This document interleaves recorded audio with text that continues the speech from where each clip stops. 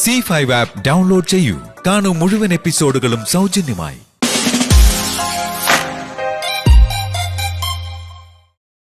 ഞാൻ എഴുതി വെച്ച കത്ത് വായിക്കുമ്പോ രവി സാറിന് മനസ്സിലാവും. നിങ്ങളുടെ ഇങ്ങനത്തെ ചിന്തകളോ ആലോചനകളോ എനിക്ക് പലപ്പോഴും മനസ്സിലാവാറില്ല. ഞാനൊരു കാര്യം പറഞ്ഞേക്കാം. ഇപ്പൊ ഞാൻ നിങ്ങൾ ഈ പറയുന്ന ഭ്രാന്തൊക്കെ കേൾക്കുന്നുണ്ട്, അനുസരിക്കുന്നുണ്ട്. പക്ഷേ എനിക്ക് എന്റെ പിടിവിട്ടു പോയാ ഞാൻ എന്റെ മോളെ പോയി കാണും. അപ്പൊ തടസ്സം നിന്നേക്കരുത്, പറഞ്ഞേക്കാം. പിന്നെ ഞാൻ ഇട്ടിട്ട് പോയിന്ന് പറയരുത്. ആ എന്താ ചിരിക്കുന്നത്? ഈ ചിരിയുടെ അർത്ഥം എനിക്ക് മനസ്സിലായില്ല.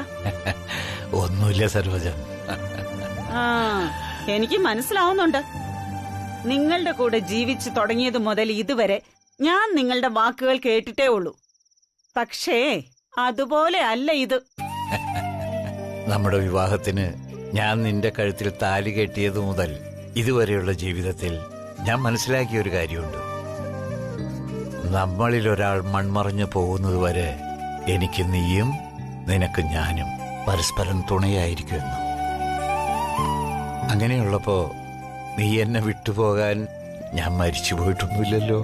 ഇപ്പോഴും ജീവിച്ചിരിക്കല്ലേ. ശ്രീടച്ചൻ എന്ത് വർത്താനാ ഈ പറയുന്നത്? ആ വാ, നീ നടക്ക്.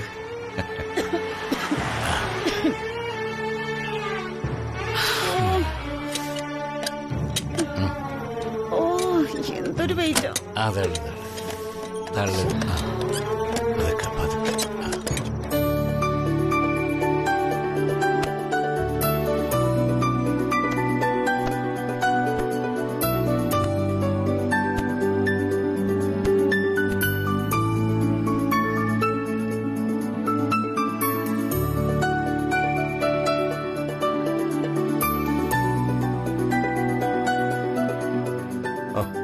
എന്നും ഇങ്ങനെ ഈ മതലിന് അപ്പുറം ഇപ്പുറം തന്നെയാണോ? അതെ, അത് സാറിനെ ഓർമ്മപ്പെടുത്താനാ ഞാൻ ഈ തലേണ രണ്ടും ഇവിടെ വെച്ചത്. അതെ, ഈ ശാന്തി മുഹൂർത്തം എന്നൊക്കെ പറഞ്ഞ് നമ്മളിങ്ങനെ കാത്തിരിക്കുന്ന ഭയങ്കര ബോറാണ് കേട്ടോ. അതിന് ഇനിയും കുറച്ച് ദിവസങ്ങളില്ലേ. അതുവരെ ഇങ്ങനെ കിടക്കണോന്നൊക്കെ പറഞ്ഞാ സാറിന് ബുദ്ധിമുട്ടാണെങ്കിൽ അപ്പുറത്തെ ഏതെങ്കിലും ബെഡിൽ പോയി കിടക്ക, അല്ലെങ്കിൽ ഞാൻ തന്നെ പോയേക്കാം. ഏയ് അത് വേണ്ട. ബുദ്ധിമുട്ടെനിക്കല്ലേ, ഞാൻ പോയേക്കാം. എന്തേ പോണില്ലേ? അല്ല, അല്ലെങ്കിൽ വേണ്ട, ഞാനിവിടെ അടുത്ത് കിടന്നോളാം. എന്തേ? ആ കണ്ടോണ്ടെങ്കിലും കിടക്കാലോ. അതിന് എന്നെ സാറ് ആദ്യമായിട്ടാണോ കാണുന്നത്? അതിനെ മാത്രം കാണാൻ എനിക്ക് എന്താ പ്രത്യേകത? അതെ, തന്റെ സൗന്ദര്യം എന്റെ കണ്ണുകളില. അത് കണ്ണിന് മാത്രമല്ല, മനസ്സിനെയും തൃപ്തിപ്പെടുത്തും. പക്ഷേ ഈ കാത്തിരിപ്പാണ് സഹിക്കാൻ പറ്റാത്തത്. ആണോ? എനിക്ക് പക്ഷെ അങ്ങനെ തോന്നുന്നില്ലല്ലോ. എനിക്ക് ഈ കാത്തിരിപ്പ് നല്ലൊരു ഫീൽ ആയിട്ടാ തോന്നുന്നത്. അതെ അതെ, ഭയങ്കര ഫീലിംഗ്. പക്ഷേ എനിക്ക് ഫീൽ ചെയ്യുന്നത് എന്താണെന്ന് പറയട്ടെ.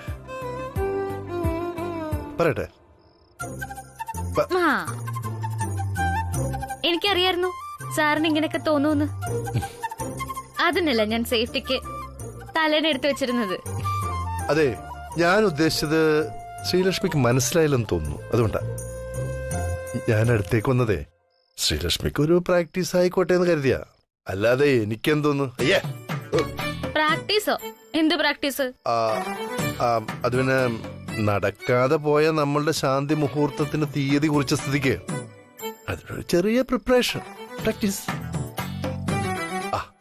അപ്പോ ഇനി അതിനി സമയം കളയണ്ടല്ലോ. പിന്നെ പ്രാക്ടീസ് എടുത്താൻ ഇത് ക്രിക്കറ്റ് മാച്ച് അല്ലേ? കൂടുതൽ അടവെടുത്താലേ ഞാൻ അമ്മയോട് പറഞ്ഞു കൊടുക്കും. പറഞ്ഞേക്കാം. ഓ, ഭീഷണിയാണോ? അതെ, ഭീഷണിയാണ്. I am hurted Sreelakshmi. താൻ ഹേർട്ട് ചെയ്തു. അതുകൊണ്ട് ഞാൻ തന്നതെല്ലാം താൻ ഇപ്പൊ തന്നെ തിരിച്ചു നൽകും. സാറ് തന്നതോ? അതിന് സാറെനിക്ക് എന്താ തന്നത്? ഒന്ന് ആലോചിച്ച് നോക്കിയേ. ഫോൺ വിളിച്ചപ്പോ കട്ട് ചെയ്യാൻ നേരത്ത് അമ്മ കിടന്നില്ലായിരുന്നു. അമ്മ എന്താ ഇവിടെ വന്നിരിക്കുന്നത്? ഭക്ഷണം കഴിച്ചായിരുന്നോ? ഇല്ല മോനെ, ഒരുമിച്ചിരുന്ന് കഴിക്കാന്ന് കരുതി. അതല്ലേ ശീലം. നിങ്ങൾ ഇത്രയും വൈകുമെന്ന് ഞാൻ കരുതിയില്ല. അയ്യോ അമ്മ, ടാബ്ലറ്റ്സ് കഴിക്കാനുള്ളതല്ലേ, അപ്പൊ കൃത്യസമയത്ത് തന്നെ ഭക്ഷണവും ടാബ്ലറ്റ്സും കഴിക്കണം. ഇനി ചില ദിവസങ്ങളില് ഞങ്ങൾ വരാൻ വൈകും. അതൊന്നും സാരമില്ല മോളെ. എല്ലാവരുമായിട്ട് ഒരുമിച്ചിരുന്ന് കഴിക്കുന്നതല്ലേ ഒരു സന്തോഷം. എല്ലാവരെയൊന്നും പറയുന്നത് വെറുതെയാണേ. സത്യം പറ, ശ്രീലക്ഷ്മിയെ കാത്തല്ലേ അമ്മ ഇത്രയും സമയം ഇവിടെ വെയിറ്റ് ചെയ്തിരുന്നത്? എനിക്ക് എന്റെ മക്കൾ എല്ലാവരും ഒരുപോലെയാ. പിന്നെ ശ്രീലക്ഷ്മിയോട് ഒരല്പം സ്നേഹം കൂടുതലുണ്ടെന്ന് വിചാരിച്ചോ? അവൾ വന്ന് കയറിയതല്ലേ ഉള്ളൂ.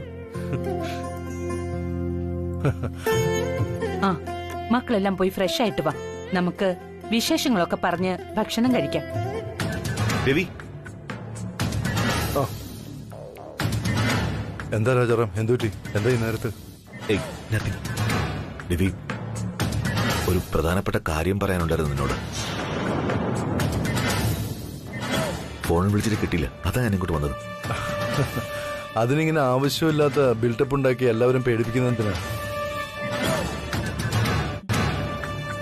അമ്മേ, രഘു, നിങ്ങളെല്ലാവരും ഫ്രഷ് ആയിട്ട് വന്നേ. ചെല്ലു.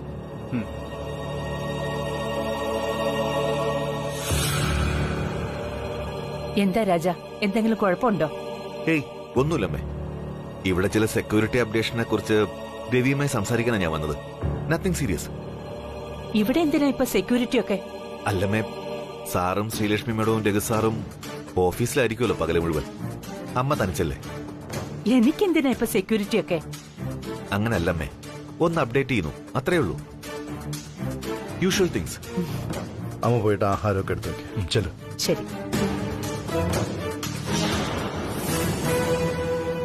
രാജാറാം, എന്താ ശരിക്കും പ്രോബ്ലം? ഇനി പറയും.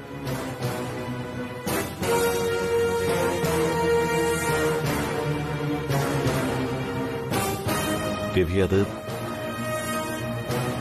കമോൺ രാജാറാം, ആദ്യം നീ ഒന്ന് കൂളാവും, എന്നിട്ട് കാര്യം എന്താണെന്ന് വെച്ചാൽ പറയും.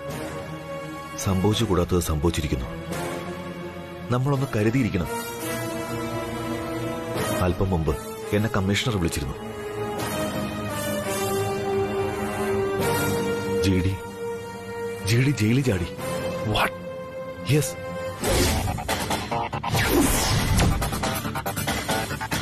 ശ്രീലക്ഷ്മി, താനിപ്പോ ഒളിപ്പിക്കാൻ ശ്രമിക്കുന്ന തന്റെ മനസ്സിലെ വിഷമം എന്താണെന്ന് എനിക്ക് നന്നായിട്ട് അറിയാം. അതിൽ തന്നെ കുറ്റം പറയാനും എനിക്കാവില്ല. എന്ത് വിഷമം? എനിക്ക് സാറ് പറയുന്ന പോലെ ഒരു വിഷമം ഇല്ലല്ലോ.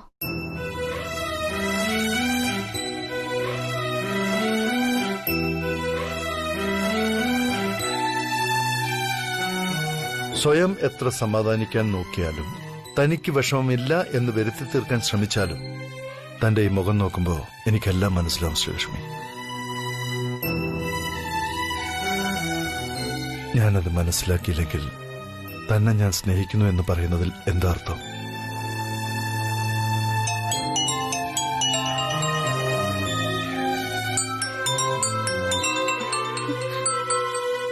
അച്ഛന്റെ കോളാണല്ലോ. ഹലോ അമ്മേ.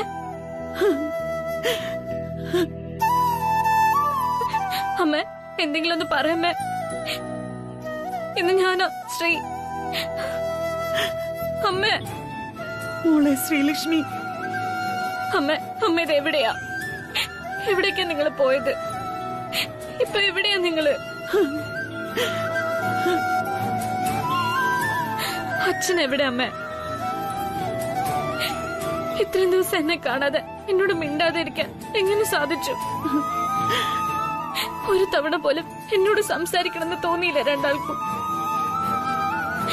നിങ്ങൾ എവിടേക്കായി ഒളിച്ചോടുന്നത്? ആരെയാ ഭയക്കുന്നത്?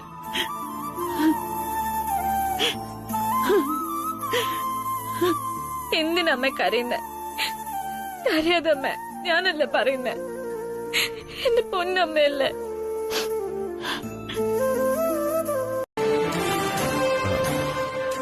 ഐ എം സോറി, ഞാൻ ലേറ്റ് ആയെന്ന് തോന്നുന്നു. ഏയ് no sir, you are on time. ഞങ്ങൾ കുറച്ച് നേരത്തെ വന്നതാ sir. Okay guys, what about new project? Any updates? Sir, Rajanandini സിൽക്സിന്റെ ന്യൂ ഷോറൂമുമായി ബന്ധപ്പെട്ട മേജർ വർക്ക്സുകളെല്ലാം കംപ്ലീറ്റ് ആയി. ഇനി പബ്ലിസിറ്റി റിലേറ്റഡ് ആയിട്ടുള്ള വർക്ക്സ് മാത്രമാണ് പെൻഡിംഗ് ഉള്ളത്.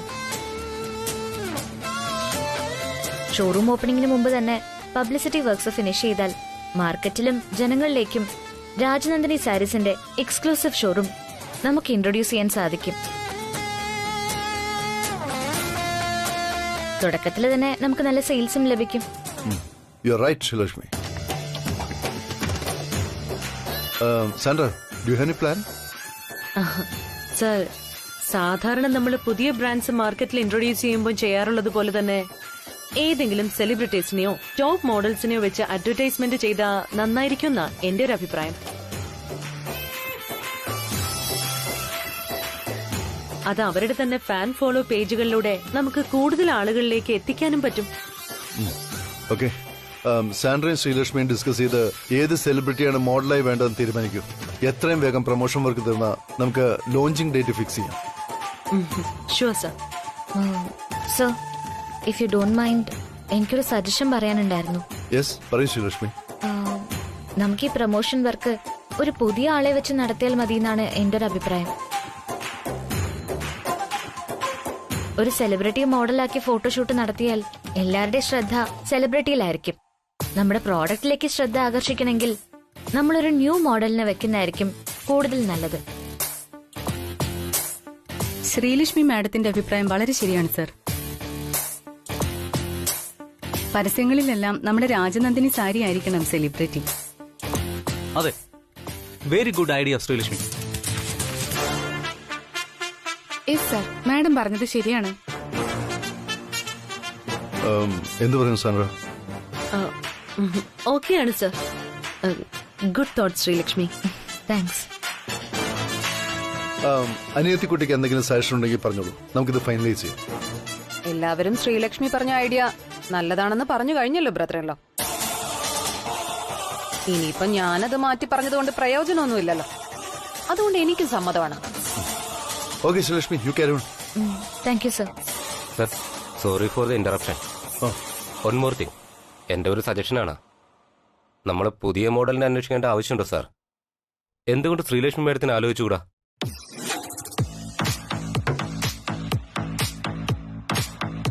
ശ്രീലക്ഷ്മിയെ മോഡലാക്കാനോ? അതെ രഘു സാർ, ശ്രീലക്ഷ്മി മാഡം സാരി ഉടുത്ത് നിൽക്കുന്നത് കാണാൻ നല്ല ഐശ്വര്യമാണെന്ന് എന്റെ വൈഫ് എപ്പോഴും പറയാറുണ്ട്. രാജനന്ദിനീസിന്റെ ട്രഡീഷണൽ സാരി അണിഞ്ഞു നിൽക്കുന്ന ശ്രീലക്ഷ്മി മാഡത്തെ സ്ത്രീജനങ്ങൾ അവരുടെ മനസ്സിലേറ്റുമെന്ന കാര്യം ഉറപ്പാണ് സാർ. നമ്മുടെ ഓഫീസിലെ ലേഡി സ്റ്റാഫ്സിനിടയിലും ശ്രീലക്ഷ്മി മാഡവും സാരി എടുത്ത ശ്രീലക്ഷ്മി മാഡത്തിന്റെ സൗന്ദര്യവും ചർച്ചാ വിഷയമാണ്. സത്യമാണ് സാർ, സാരിയിൽ ശ്രീലക്ഷ്മി മാഡത്തെ കാണാൻ നല്ല ഭംഗിയാണ്. അതുകൊണ്ട് മാഡത്തെ തന്നെ മോഡലാക്കിയാൽ നന്നായിരിക്കും. ചേട്ടായി, ശ്രീലക്ഷ്മിക്ക് സമ്മതമാണെങ്കിൽ ഇത് നല്ലൊരു ഐഡിയ ആണെന്നാ എനിക്ക് തോന്നുന്നത്.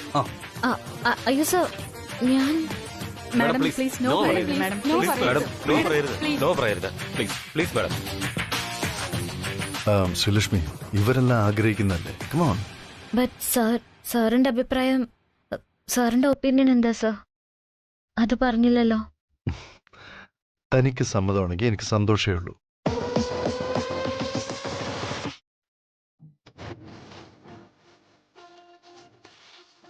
അങ്ങനെയാണെങ്കിൽ, സാറിന് സന്തോഷമാണെങ്കിൽ എനിക്ക് സമ്മത.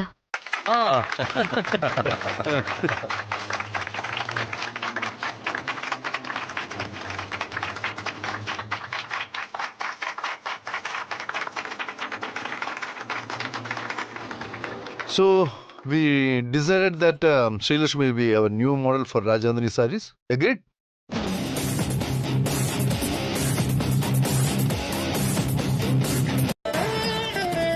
ഈ വീട് ഇപ്പൊ ഈ സാഹചര്യത്തിൽ നമുക്ക് സേഫ് അല്ല. രാജാറാം സാറിന്റെ അഭിപ്രായം തന്നെയാ ഇക്കാര്യത്തിൽ എനിക്കും. അമ്മ എങ്ങനെയെങ്കിലും രവി സാറിനെ പറഞ്ഞ് സമ്മതിപ്പിക്കണം. ഉടൻ തന്നെ ഇവിടെ നിന്ന് താമസം മാറണം. രവി സാറിനോട് ഇത് പറഞ്ഞ സാറ് ചിലപ്പോ ഇതൊരു പ്രശ്നമല്ല എന്നുള്ള രീതിയിൽ നിസ്സാരമായിട്ടേ കാണൂ. പക്ഷെ ആ ധൈര്യം ഈ വീട്ടിലെ പലർക്കും ഉണ്ടാവണമെന്നില്ല. അതുകൊണ്ട് അനാവശ്യ വാശി കാണിച്ച് സന്ദർഭം വഷളാക്കുന്നത് നല്ലതല്ലമ്മേ. മുഖം മൂടി അണിഞ്ഞ മനുഷ്യരാ ചുറ്റും. ആര് നല്ലത് ആര് ചീത്തയെന്നറിയാൻ ബുദ്ധിമുട്ടാ. രാജാറാമിന്റെയും സാന്ദ്രയുടെയും ഭയം എനിക്ക് മനസ്സിലാവുന്നുണ്ട്. പക്ഷേ അതിന് ഈ വീട്ടിൽ നിന്ന് ധൃതി പിടിച്ച് താമസം മാറണമെന്ന് പറഞ്ഞ വേണോ അമ്മേ? ഒരു കുടുംബത്തിലെ എല്ലാവരെയും ഒറ്റയടിക്ക് നശിപ്പിക്കാനാണ് അവരുടെ പ്ലാനെങ്കിൽ ഈ വീട് ഇപ്പൊ അതിന് പറ്റുന്ന ഒന്നാണ്. കഴിഞ്ഞ ദിവസം രാത്രിയില് രേഖ മാഡം എന്തോ കണ്ട് പേടിച്ച സംഭവത്തിലും രാജാറാം സാറിന് എന്തൊക്കെയോ സംശയങ്ങളുണ്ട്.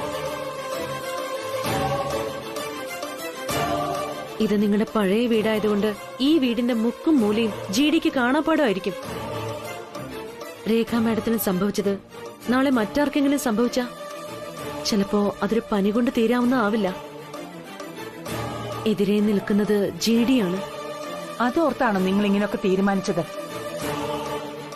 എന്നാ രവിയുടെ അഭിപ്രായം തന്നെയാ മോളെ എനിക്കും.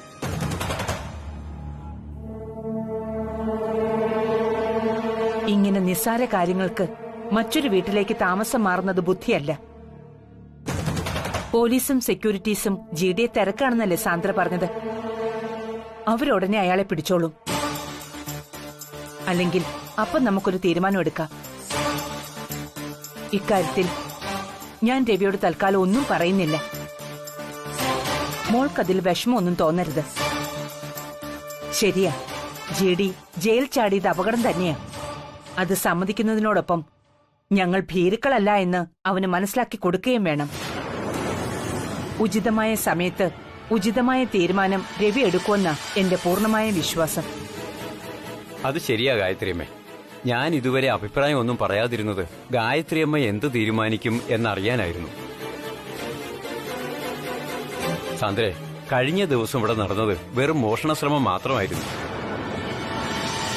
അതിനെ ജിഡി ജയിൽ ചാടിയതുമായി ചേർത്ത് വായിച്ച് ചെറിയ കാര്യങ്ങളെ കുഞ്ഞും രാജാറാം സാറും കൂടി ഊതി വീർപ്പിച്ച് വലിയ പ്രശ്നങ്ങളാക്കുക. പെട്ടെന്നൊരു വീട് മാറ്റം ബുദ്ധിമുട്ടുള്ള കാര്യമാണ്. ഓഫീസ് മാറിയപ്പോ പഴയ ഓഫീസിലെ എല്ലാ സാധനങ്ങളും കൊണ്ടിട്ടിരിക്കുന്നത് നമ്മുടെ പഴയ വീട്ടിലാ. അവിടെ ഇപ്പൊ താമസിക്കാൻ പറ്റുന്നൊരു സ്ഥിതിയിലല്ല. രാജാറാമിനും സാന്ദ്രയ്ക്കും ഈ കുടുംബത്തിനുള്ള സ്നേഹവും കരുതലും അമ്മയ്ക്ക് മനസ്സിലാവും. നിങ്ങളുടെ വാക്കിനെ ഞാൻ മാനിക്കുന്നില്ല എന്ന തോന്നലും വേണ്ട. ഞാനിത് രവിയോട് പറയാത്തത് അവന്റെ ധൈര്യത്തെ ഞാൻ നിരുത്സാഹപ്പെടുത്തുന്നു എന്ന് അവന് തന്നെ തോന്നാതിരിക്കാനാ. അല്ലാതെ വേറൊന്നും മോള് വിചാരിക്കണ്ട. മോള് വാ, എന്തെങ്കിലും ഭക്ഷണം കഴിക്കാൻ നമുക്ക്. അയ്യോ ഇല്ലമ്മേ, പോയിട്ട് കുറെ ജോലിയുണ്ട്. അമ്മേ, ഒരു കോളുണ്ട്. എങ്കിൽ ഞാൻ ഇറങ്ങട്ടെ അമ്മേ. ശരി. ഹലോ സാന്ദ്ര മാഡം, ഞാൻ പറയുന്നതുകൊണ്ട് വിരോധമൊന്നും തോന്നരുത്. ഞാനിത് പറയാൻ ആളാണോന്നും എനിക്കറിയില്ല. വലിയ കുറെ പ്രശ്നങ്ങളിൽ നിന്ന് ഈ കുടുംബം കരകയറുന്നതേ ഉള്ളൂ. ഇപ്പോഴും ഇവിടെ വ്യക്തിപരമായ പല പ്രശ്നങ്ങളും പലർക്കും ഉണ്ട്. അത് കുറെയൊക്കെ കുഞ്ഞിനും അറിയാവുന്നതാണല്ലോ. മാത്രമല്ല, നിങ്ങൾക്കൊക്കെ ഒരുപാട് ജോലികൾ ഓഫീസിൽ ഉള്ളതല്ലേ. പിന്നെ എന്തിനാ ഇങ്ങനെ അനാവശ്യമായ കാര്യങ്ങളിൽ ഇടപെട്ട് പ്രശ്നങ്ങൾ ഉണ്ടാക്കുന്നത്? ഇനി ഇങ്ങനെയുള്ള പ്രശ്നങ്ങൾ ഉണ്ടാക്കി ഗായത്രിയമ്മയും മറ്റുള്ളവരെയും തെറ്റിദ്ധരിപ്പിക്കരുത്. ഈ വീട്ടിലെ ആളുകളോട് നന്ദിയും കൂറുമുള്ള ഒരു അന്തേവാസിയുടെ അപേക്ഷയായി കരുതിയാൽ മതി.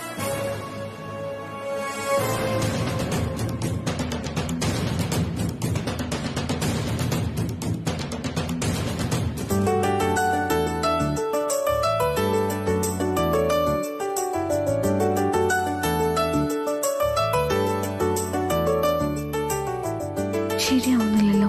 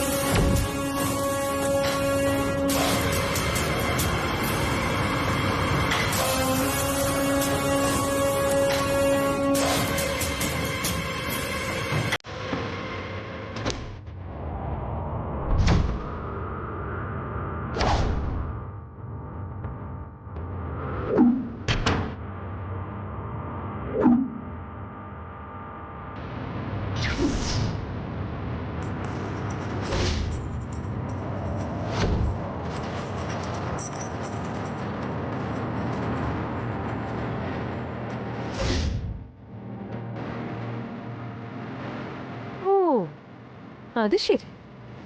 ഇവിടെ എല്ലാവരും ഉറങ്ങിക്കഴിയുമ്പോ നിനക്ക് ഇതാണ് പണിയല്ലേ? ഈ പകൽമാനിയുടെ മുഖംമൂടി ഇന്ന് ഞാൻ വലിച്ചു കയറും.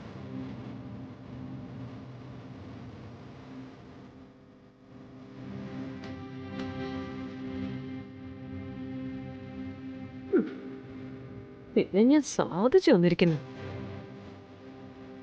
എന്തൊക്കെയായിരുന്നു പെർഫോമൻസ്? ഞാൻ ആ മുറിയെ കയറില്ല, എനിക്ക് രാജനന്ദിനിയുടെ ആഭരണങ്ങൾ വേണ്ട, ഭർത്താവിന് വാക്ക് കൊടുത്തു കാണും. എന്നിട്ടിപ്പോ എല്ലാവരും ഉറങ്ങിക്കഴിഞ്ഞപ്പോ ആരും അറിയാതെ മുറിയിൽ കയറുന്നു.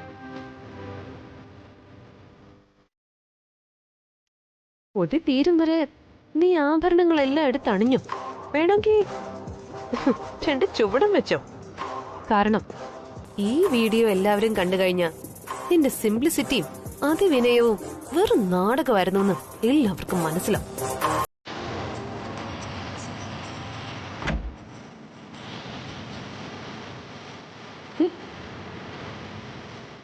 ഓഹോ, അപ്പൊ ഇത് പൂട്ടാറുമില്ലേ?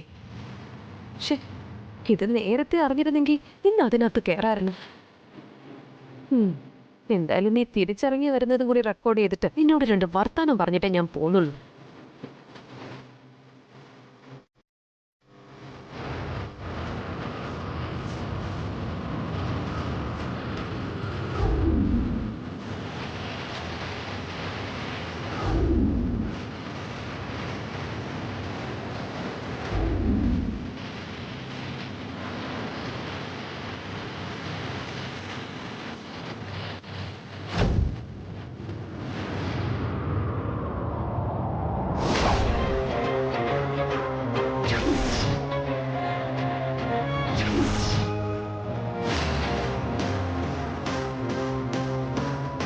എന്താ ശ്രീലക്ഷ്മി ഇങ്ങനെ നോക്കുന്നത്? എന്തിനെ കുറിച്ച് ശ്രീലക്ഷ്മി ആലോചിക്കുന്നത്? എങ്ങനെ ഇവിടെ എത്തിയെന്നോ അതോ ശ്രീലക്ഷ്മിയുടെ മുന്നിൽ നിൽക്കുന്ന ഈ ഞാൻ ആരാണെന്നോ? ആരാ നിങ്ങള്? ന്യായമായ ചോദ്യം. പക്ഷേ ഞാൻ ആരാണെന്ന് അറിയുന്നതിന് മുൻപ് നീ ആരാണെന്ന് നിനക്കറിയോ? അറിയില്ലെങ്കിൽ നീ അതറിയണം. നിന്റെ ജീവിത ലക്ഷ്യങ്ങളെക്കുറിച്ച് അറിയണം. ജനനം മുതൽ ഇപ്പൊ എന്റെ മുന്നിൽ നിൽക്കുന്നത് വരെയുള്ള നിന്റെ ജീവിത ഗതികളെക്കുറിച്ച് അറിയണം. എന്താ നിങ്ങൾ പറയുന്നത്? എനിക്കൊന്നും മനസ്സിലാവുന്നില്ല. ഞാനിതെവിടെയാ? ഏതാ ഈ സ്ഥലം? പറയാം, എല്ലാം പറയാം. എന്നെ കാണണമെന്ന നിന്റെ അതിയായ ആഗ്രഹത്തിന്റെ സാഫല്യം, നിന്നിൽ തന്നെ നീ അറിയാതെ മറഞ്ഞു കിടക്കുന്ന യാഥാർത്ഥ്യം, നിന്റെ ഉത്തരമില്ലാത്ത പല ചോദ്യങ്ങളുടെയും ഏക ഉത്തരം അത് ഞാനാണ്.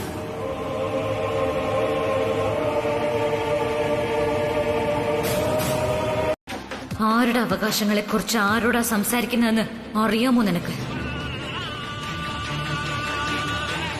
ഈ വീട്ടിലെ അധികാരങ്ങളും അവകാശങ്ങളും ആർക്കും ഞാൻ ഇതുവരെ വീതിച്ചു കൊടുത്തിട്ടില്ല.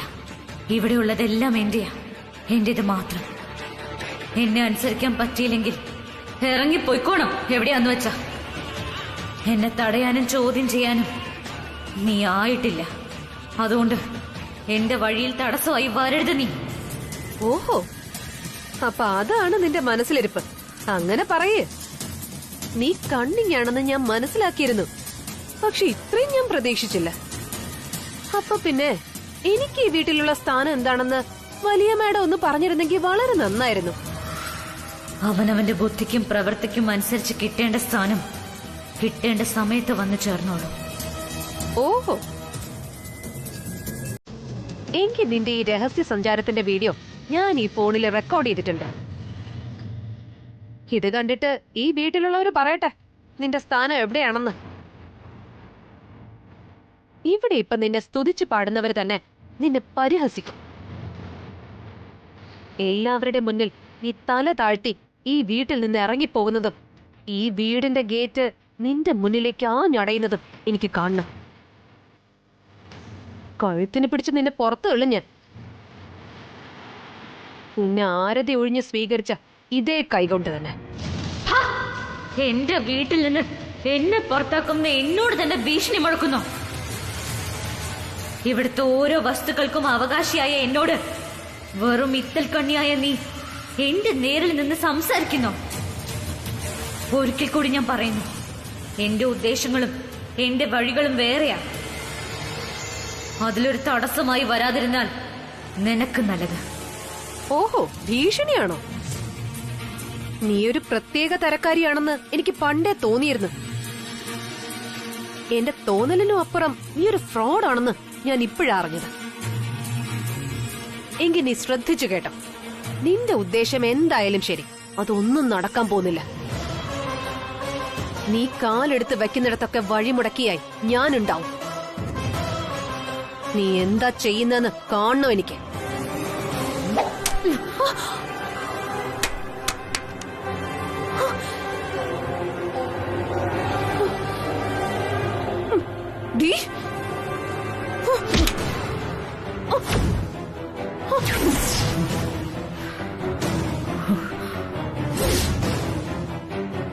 ഇവിടെ വന്നു നിന്ന് നീ എനിക്ക് നേരെ കൈയോങ്ങുന്നു. നിന്റെ ഈ വൃത്തികെട്ട കൈ ഇനി ഈ വീട്ടിൽ ആരുടെങ്കിലും നേരെ പൊങ്ങിയാലുണ്ടല്ലോ.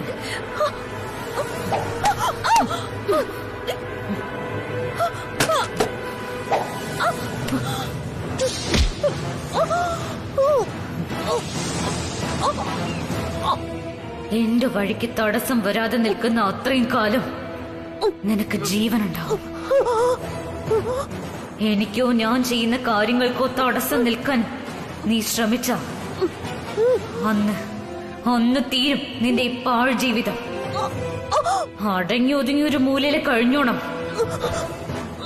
അതിനപ്പുറത്തേക്ക് ഇവിടെ നടക്കുന്ന കാര്യങ്ങൾ തിരക്കാൻ വന്നാലുണ്ടല്ലോ, അനിയന്റെ ഭാര്യ എന്നുള്ളത് ഞാനങ്ങ് മറന്നോന്ന് വരും.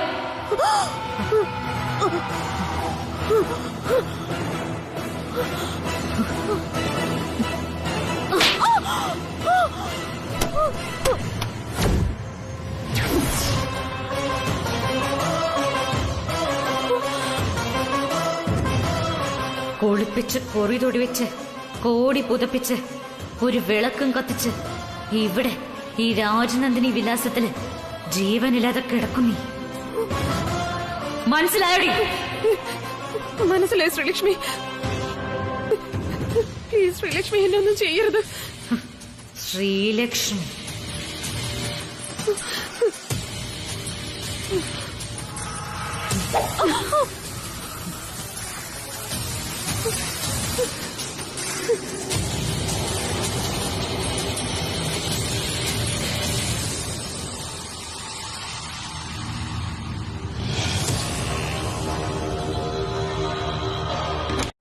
ഡൗൺലോഡ് ചെയ്യൂ C5 ആപ്പ്. കാണൂ എല്ലാ എപ്പിസോഡുകളും സൗജന്യമായി.